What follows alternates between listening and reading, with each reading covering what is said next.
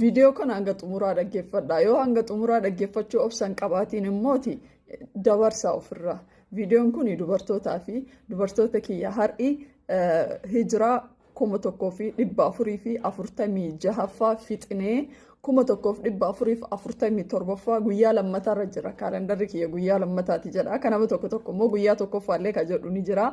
Walumaa galatti hijiraan nu lakkoofnu hijiraa rasuula sallallahu alaihi wasallam guyyaa nu lakkaa'annu isa kana ta'uu qaba. Soo kanaaf awwaata akka karoorfadhee ture.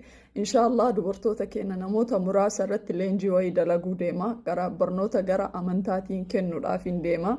San immoo haala kamii waliin deemnaa, haala kamii waliin mijeessinaa, barnoota addunyaas ta'ee barnoota akhiraa akkamii sappoort wal goonaa, ilmaan teessan akkamii barsiifna, akkamii waliin immoo waan kana jijjiiruu dandeenya. Leenjii ji'a sadii yoo xiqqaate ji'oota jahaaf walitti fufiinsaaf yoo rabbiin laffise kennuuf hin deema.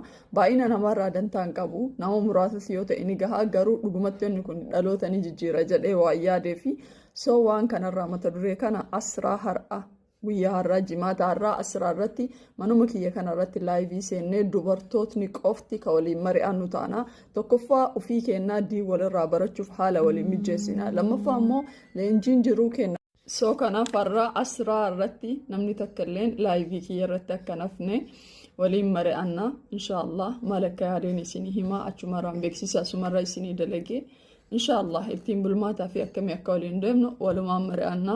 Leenjiin kun ji'a sadiin kan adda muramu yoo ta'u, ji'a sadiif bu'aa argisiisne ilaallee ji'oottan sadiif immoo namoota biraatiif carraa akka kenninu taata jechuudha. Leenjii kanarra warroonni hirmaachuu danda'an ijoollee dhiiraa waggaa 7 gadi jiran, ijoolleen dubartoota kamilleen warroota bultii keessa jiranii fi hunda isaaniitu dubartoota warra ta'an. Warriin nam tokko gaafii ni gaafata waan ta'eef ijoolleen teenya xixiqqoodhaa haa qaraatu maal waan akkasii waan dhufuuf waggaa 7 gadi yoo ta'an rakkoon qabu. Sanaa olitti garuu asirratti hirmaachuu hin danda'an yoo dhiirata.